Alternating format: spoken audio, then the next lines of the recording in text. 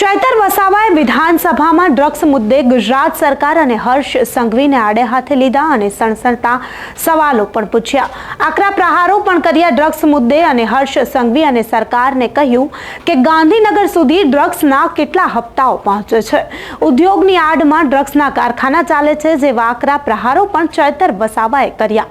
ત્યારે વિધાનસભામાં ચૈતર વસાવાએ હર્ષ સંઘવી અને ગુજરાત સરકારને આડે હાથે લેતા વધુમાં શું પ્રહારો કર્યા તે સાંભળીએ।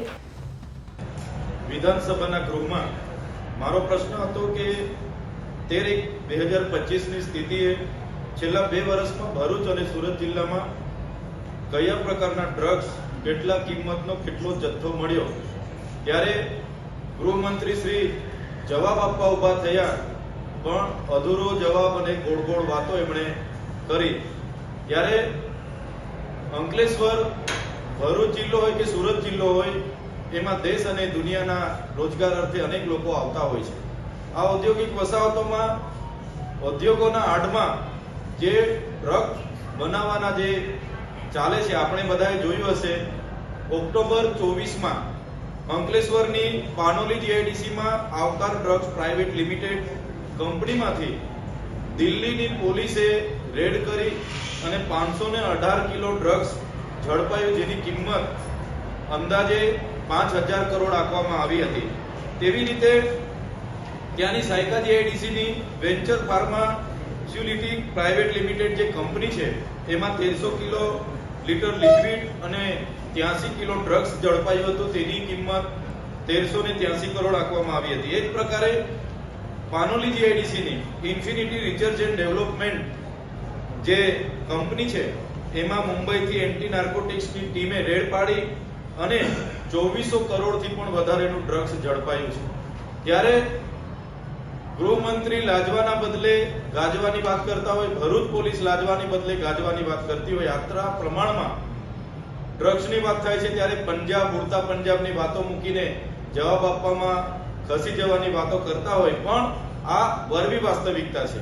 મેં ત્યાંના સ્થાનિક ધારાસભ્ય તરીકે ભરૂચ પોલીસને 35 જેટલા સીસીટીવી ફૂટેજ, જે પોલીસ અધિકારીઓ રાબેતા મુજબ દારૂના ઠેકાઓ પર હપ્તા લેવા જાય એવા 35 જેટલા અધિકારીઓના સીસીટીવી ફૂટેજ સુધી એસપીને આપ્યા હતા, છતાં આજ દિન સુધી કોઈ જ કાર્યવાહી નથી થઈ। ત્યારે આટલા મોટા પ્રમાણમાં જે અંકલેશ્વર જીઆઈડીસીમાં જે ડ્રગ્સ પકડાય છે, એની પાછળ પણ હપ્તાખોરી જવાબદાર છે, અમુક પોલીસ અધિકારીઓ જવાબદાર છે, એટલા માટે જ આટલા પ્રમાણમાં ડ્રગ્સ ચાલતું હોય એ સૂચવે છે। બીજું, મેં આ કંપની પર, જે કંપનીઓમાં ડ્રગ્સ બનાવવાનો પર્દાફાશ થયો, પકડાયો, એના પર શું કાર્યવાહી કરી અને કેટલા આરોપીઓને પકડવાના બાકી છે, ત્યારે 100 જેટલા આરોપીઓ આજ દિન સુધી ડ્રગ્સના પકડવાના બાકી છે, જે ગંભીર બાબત છે। અને આ કંપનીઓમાંથી પાનોલી જીઆઈડીસીની infinity research and development company ફરી રાબેતા મુજબ ચાલુ થઈ ગઈ છે। એ સૂચવે છે કે એમના હપ્તાઓ કમલમ, ગાંધીનગરના કમલમ સુધી આવતા હશે, તો જ આવા ડ્રગ્સ જેવી ગંભીર ગુનામાં પકડાયેલી કંપનીઓ પણ પાછી ચાલુ થઈ જાય છે। ત્યારે ગુજરાતની પોલીસ અને સરકાર આ ડ્રગ્સ માફિયા પર કડકમાં કડક કાયદેસરની કાર્યવાહી કરે, એમના વરઘોડા કાઢે, એમને ત્યાં જીબીના રેડ પાડે, એમના ત્યાં બુલડોઝર મોકલે, એવી અમે માંગ કરીએ છીએ। અહીં ચૈતર વસાવા વિધાનસભામાં પોતે સાફ કહી રહ્યા છે કે મેં પોતે અરજી કરી છે, લેખિતમાં રજૂઆતો કરી છે, છતાં કોઈ પણ જવાબ આપવામાં આવતો નથી, કોઈ પણ કાયદાકીય પગલાં લેવામાં આવતા નથી।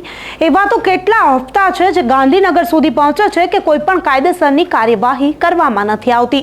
અનેક વાર હું પોતે રજૂઆત કરું છું, હું ધારાસભ્ય છું, છતાં મારી અવગણના કરવામાં આવે છે। આમ તો ચૈતર વસાવા અનેક વાર સરકાર સામે પડે છે, પરંતુ આ વખતે ચૈતર વસાવાએ પોલીસ અધિકારીઓની અથવા જે પણ અધિકારીઓ છે તેમની પોલ વિધાનસભામાં જ ખોલી નાખી। અહીં હર્ષ સંઘવી અને ગુજરાત સરકારને જે ચૈતર વસાવાએ સણસણતા સવાલો પૂછ્યા અને આકરા પ્રહારો કર્યા, તેને લઈને તમે શું માનો છો? શું ચૈતર વસાવાએ જે સવાલો પૂછ્યા તે સટીક છે?